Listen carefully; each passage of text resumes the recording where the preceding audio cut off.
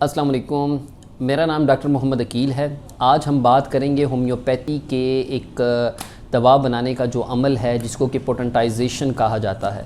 ठीक है, आप मुख्तलिफ होम्योपैथिक डॉक्टर से ये ज़रूर सुनते होंगे कि भाई इसको 30 की पोटेंसी दे दो, इसको 200 की पोटेंसी दे दो, बेलाडोना, कलकिरिया कार 30, 200 ये पोटेंसी होती है। ठीक है, तो मैं यहाँ पे पोटेंसी लफ्ज़ निकला है पोटेंटाइजेशन से। ठीक है, पोटेंटाइजेशन असल में क्या है कि उसको कहा जाता है कि ये आपके जो कोई भी क्रूड सब्सटेंस है उसकी डायनेमिक पावर्स को मतलब सामने लेकर आने के प्रोसेस को पोटेंटाइजेशन कहा जाता है। ठीक है, पोटेंटाइजेशन के मैं मतलब ज़्यादा डिटेल में नहीं जाऊँगा, मुख्तसर भी मैं बताने की कोशिश करूँगा कि पोटेंटाइजेशन एक ऐसा सिलसिला है जिसमें कि उस सब्सटेंस की जो फिज़िकल प्रॉपर्टीज़ हैं उसके अलावा जो डायनेमिक प्रॉपर्टीज़ हैं उसके अंदर। ठीक है, देखें ये चीज़ याद रखें कि हर चीज़ के अंदर जहाँ पे आपको नज़र आ रहा होता है कि उसकी फ़िज़िकल या केमिकल प्रॉपर्टीज़ हैं, वहाँ पे उसकी एक ऐसी फॉर्म भी मौजूद होती है जिसको डायनेमिक फॉर्म कहा जाता है, जो कि हमें नज़र नहीं आती। ठीक है, ऐसी फॉर्म्स को सामने लेकर आना एक प्रोसेस के थ्रू, और जिस प्रोसेस के थ्रू लेके आया जाता है सामने, उसको पोटेंटाइजेशन कहा जाता है। ठीक है, पोटेंटाइजेशन जैसा कि आप देखें कि हम नेट्रम्योर की करते हैं। ठीक है, NaCl सोडियम क्लोराइड, ठीक है, जो हमारा आम नमक है खाने का, जब उसकी पोटेंटाइजेशन की गई तो आप अगर पढ़ें तो आप हैरान होंगे। आयोडीन की जब पोटेंटाइजेशन की गई तो उसकी ऐसी क्यूरेटिव पावर्स आई सामने कि इंसान दंग रह जाता है। और मैं आपको यहाँ पे ये भी बताना चाहता हूँ कि आयोडेटेड जितने भी हमें आज ज़्यादा सप्लीमेंट्स हम यूज़ कर रहे हैं, मुख्तलिफ़ चीज़ों में हमें ऐडअप किया गया है उसमें, तो उसके सम्राट आप देख रहे हैं। ठीक है, सिल्वर जहाँ जहाँ पे बर्तन जिसका इस्तेमाल किया गया है तो उसके इफ़ेक्ट्स आज हमें मिल रहे हैं। ठीक है, क्यों कि इसका बार बार इस्तेमाल, उसे डायनेमिक फार्म हमें तो मिल रही है ना। ठीक है, तो उसकी वजह से आयोडियम जो हमारी दवा उससे बनाई गई है, ठीक है, उसका अगर आप पढ़ें तो उसके पेशेंट आप देखें तो उनमें अदम बर्दाश्त बहुत ज़्यादा होती है।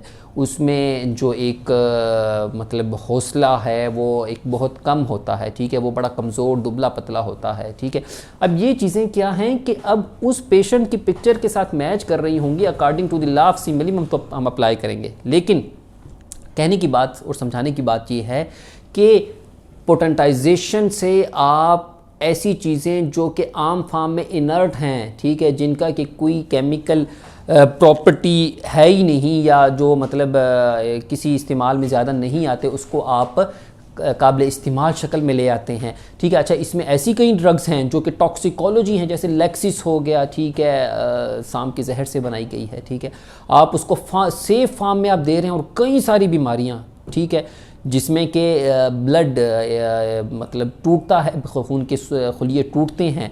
ठीक है, हीमोलाइसिस होता है जिसमें, ठीक है, उनके लिए ये इस्तेमाल की जाती है। ठीक है, आप वंडरफुल इसके इफ़ेक्ट्स देखते हैं। ठीक है, तो आज दौर उस तरफ जा रहा है जहाँ पे कि हमें वर्ल्ड में पोटेंटाइजेशन की ज़रूरत है, और हम चाहें ना चाहें हम कहीं ना कहीं पोटेंटाइजेशन अप्लाई कर रहे हैं।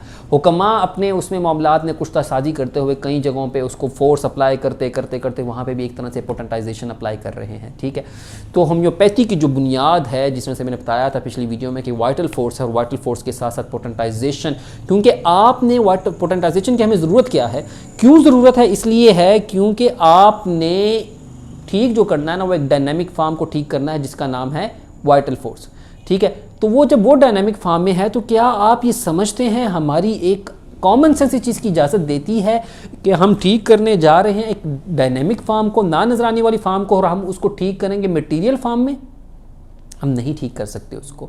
ठीक है, जिस चीज़ के लिए आप मतलब लोहे को लोहे से ही चोट लगाई जाएगी तो मसला हल होगा, उसमें वो सीधापन आएगा, उसके अलावा इसका हल नहीं हो सकता। ठीक है, तो आप जो डायनेमिक फॉर्म में देते हैं उसकी वजह से ये सिलसिला मतलब क्योर की तरफ जाता है। तो potentization is the basis of the homeopathy. ठीक है, तो इसमें पोटेंटाइजेशन के हवाले से आप ये भी याद रखें कि पोटेंटाइजेशन से मेडिसिन सेफ़ बनाई जाती हैं, सेफ्टी उनमें ज़्यादा आ जाती है। इसी वजह से कहा जाता है कि होम्योपैथी एक सेफ़ सिस्टम ऑफ मेडिसिन है।